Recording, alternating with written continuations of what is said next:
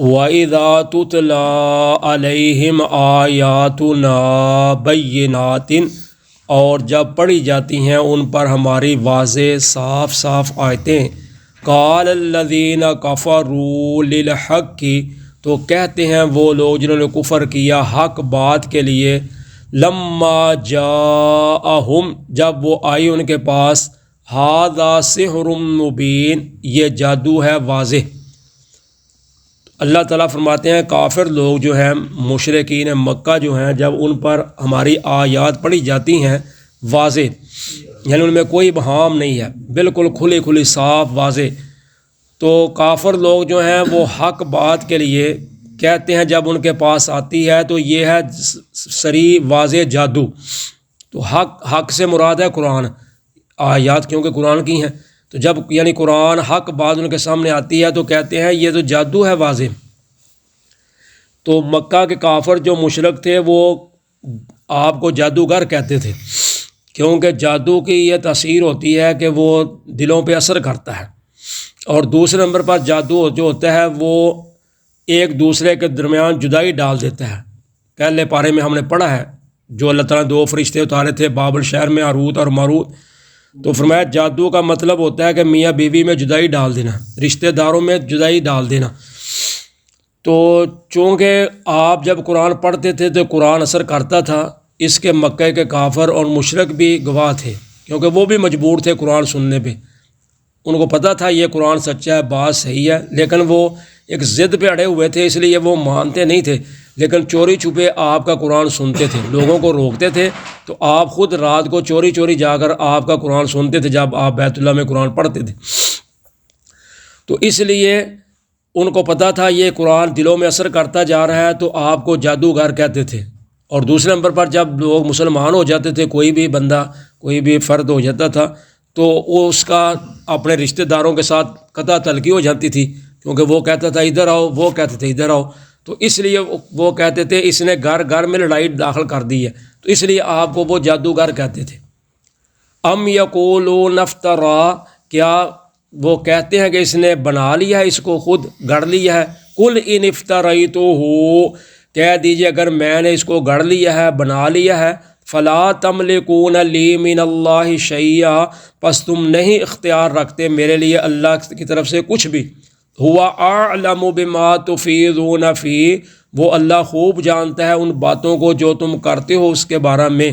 کفا بہ شہیدا بینی و بینکم، وہ اللہ کافی ہے میرے درمیان اور تمہارے درمیان گواہ، وہو الغفور الرحیم، اور وہ بخشنے والا مہربان ہے۔ تو اللہ تعالیٰ فرماتے ہیں کہ یہ مکے والے کہتے ہیں کہ نبی نے خود قرآن گڑھ لیا ہے، پہلے جادوگر کہتے تھے آپ کو، تو اب اپنی بات کی خود ہی تردید کرنے لگ گئے، کہنے لگے نہیں اس نے خود بنا لیا ہے۔ تو جو خود بنا لیا پھر وہ جادو تو نہ ہوا، جادو تو کسی سے سیکھنا پڑتا ہے، جادو تو اپنے آپ نہیں آتا۔ تو اب اپنی تردید خود ہی کرنے لگ گئے، کہنے لگے اس نے خود بنا لیا ہے، یہ خود گڑھ لیتا ہے رات کو کلام تو صبح میں سنا دیتا ہے۔ تو اللہ تعالیٰ فرماتے ہیں ان کو کہو کہ اگر میں نے اس کو گڑھ لیا ہے نا، بنا لیا ہے، تو پھر میرا رب مجھے پوچھ لے گا۔ آخر میں جو کہتا ہوں میں اللہ کا نبی ہوں، تو میں اگر جھوٹ بولتا ہوں، غلط بیانی کرتا ہوں، تو پھر میرا رب مجھے پوچھ لے گا۔ تو جب میرا رب مجھے پوچھنے پہ آئے گا، پھر تم میں سے کوئی بھی اس چیز کا اختیار نہیں رکھتا کہ وہ مجھے اللہ سے بچا لے، پھر تمہارے اندر تو طاقت ہی نہیں ہے کہ تم مجھے اللہ سے بچا لو جب مجھے اللہ نے پکڑ لیا تو پھر۔ تو اس لیے وہ اللہ خوب جانتا ہے جو تم باتیں کرتے ہو اس قرآن کے بارے میں، تم کہتے ہو نا خود بنا لیا، خود گڑھ لیا، جو کچھ بھی تم کہہ رہے ہو میرا رب ان کو خوب جانتا ہے، اگر میں نے کیا ہے خود بنایا ہے تو پھر میرا رب مجھے پکڑ لے گا۔ اور اللہ تعالیٰ نے سورہ الحاقہ میں فرمایا ہے وَلَوْ تَقَوَّلَ عَلَيْنَا بَعْضَ الْأَقَاوِيلِ لَأَخَذْنَا مِنْهُ بِالْيَمِينِ ثُمَّ لَقَطَعْنَا مِنْهُ الْوَتِينَ، کہ اگر میرا محبوب پیغمبر صلی اللہ علیہ وسلم خود اپنی طرف سے قرآن کو گڑھ لے، کوئی چیز بھی قرآن میں آگے پیچھے داخل کر دے، تو ہم اپنے نبی کی شاہ رگ کو اپنے ہاتھ سے پکڑ کر اپنے نبی کی شاہ رگ کو کاٹ دے، فما منکم من احد عنہ حاجزین، تو تم میں سے کوئی بھی ایسا نہیں ہے جو ہم سے ہمارے نبی کو بچا سکے۔ یعنی اللہ تعالیٰ فرماتے ہیں اگر میرا نبی بھی یہ کام کرے، کرنا نہیں لیکن اگر کرے تو میں اپنے نبی کی شاہ رگ ہی کاٹ دوں، کہ میری کلام میں اپنا کلام داخل کر دیا یا میرے کلام ہے نہیں تو اپنی طرف سے کہہ دینا کہ اللہ کی کلام ہے، یہ تو بہت بڑا اللہ پر الزام ہے، جھوٹ ہے۔ تو اس لیے اللہ تعالیٰ فرماتے ہیں یہ نہیں ہو سکتا۔ تو فرمایا میرے درمیان تمہارے درمیان میرا رب گواہ ہے کہ تم کیا کہہ رہے ہو تو میں کیا کہہ رہا ہوں، اس کا اللہ گواہ ہے، اور وہ بخشنے والا بھی مہربان بھی ہے۔ کہ مطلب کہ اگر تم توبہ کر لو، باز آ جاؤ ان باتوں سے، تو پھر میرا رب بخشنے والا مہربان بھی ہے کہ اگر تم غلط بیانی کر رہے ہو میرے خلاف کہ میں نے خود بنا لیا ہے، خود گڑھ لیا ہے، اگر اس سے باز آ جاؤ تو پھر میرا رب معاف بھی کر دے گا۔ کل ما کنت بدعا من الرسل، کہہ دیجئے کہ کوئی میں نہیں ہوں، میں کوئی انوکھا رسول، علیحدہ الگ کوئی رسول، وما ادری ما یفعل بی ولا بکم، اور میں نہیں جانتا کہ کیا کیا جائے گا میرے ساتھ اور تمہارے ساتھ۔ ان اتبع الا ما یوحى الی، نہیں میں پیروی کرتا مگر صرف اسی چیز کی جو میری طرف وحی کی جاتی ہے، وما انا الا نذیر مبین، اور نہیں ہوں میں مگر واضح ڈرانے والا۔ تو فرمایا کہ میں کوئی نیا رسول نہیں آیا، میں کوئی انوکھا رسول تو نہیں ہوں، مجھ سے پہلے بھی کئی رسول گزر گئے ہیں، کئی نبی گزر چکے ہیں، تو جو وہ کہتے آئے ہیں میں بھی وہی کہہ رہا ہوں، میں کوئی تمہیں نئی بات تو نہیں کہہ رہا۔ مطلب کیا تھا کہ تمہارا ابھی وقت گزرا ہے بنو اسرائیل کا، تمہارے سامنے موسیٰ علیہ السلام آئے ہیں، عیسیٰ علیہ السلام آئے ہیں، تمہارے پاس تورات انجیل موجود ہے، تم اس کو پڑھتے بھی ہو، تو کوئی میں نیا رسول تو نہیں آ گیا، میں بھی وہی رسول ہوں۔ اور ساتھ میں نہیں جانتا کہ میرے ساتھ کیا کیا جائے گا اور تمہارے ساتھ کیا کیا جائے گا، یعنی میں اگر باتیں غلط کہتا ہوں یا میں اپنے آپ کو رسول کہتا ہوں تو میں ہے نہیں، تو میرے ساتھ کیا میرا معاملہ میرا رب کرے گا، اگر تم نہیں مان رہے تو تمہارے ساتھ کیا ہوگا مجھے اس کا علم نہیں ہے۔ یا اس سے مراد قیامت کا دن ہے کہ قیامت کے دن مجھے نہیں پتہ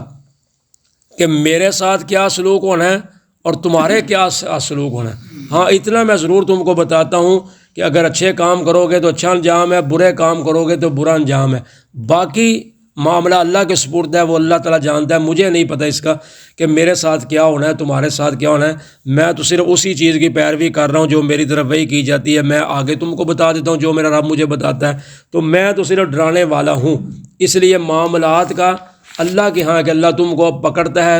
دنیا میں یا نہیں پکڑتا، عذاب کرتا ہے یا نہیں کرتا، اگر میں غلط ہوں مجھے پکڑتا ہے یا نہیں پکڑتا، یا قیامت کو جو ہوتا ہے وہ اللہ کے علم میں ہے۔ قل ارأیتم ان کان من عند اللہ، کہہ دیجئے تم خبر دو اگر ہو وہ اللہ کی طرف سے، وکفرتم بہ، اور تم نے کفر کیا اس کے ساتھ، انکار کیا، وشاہد شاہد من بنی اسرائیل علی مثلہ، اور گواہی دی ایک گواہی دینے والے نے بنو اسرائیل سے اس جیسی، فآمن، پس وہ ایمان لایا، واستکبرتم، اور تم نے تکبر کیا، ان اللہ لا یہدی القوم الظالمین، بے شک اللہ تعالیٰ نہیں رہنمائی کرتے ظالم قوم کی۔ تو فرمایا کہ ان کو کہو کہ تم مجھے بتاؤ اگر قرآن اللہ کی طرف سے ہو اور تم نے اس کا انکار کیا ہو، یعنی کر رہے ہو، تم نے نہ مانا ہو، اور بنو اسرائیل میں سے ایک آدمی اس کی گواہی دے چکا ہے، تو بنو اسرائیل سے مراد بعض نے لکھا ہے کہ حضرت عبداللہ بن سلام جو تھے وہ یہودی تھے اور تورات کے حافظ تھے، انہوں نے تورات زبانی یاد کی ہوئی تھی،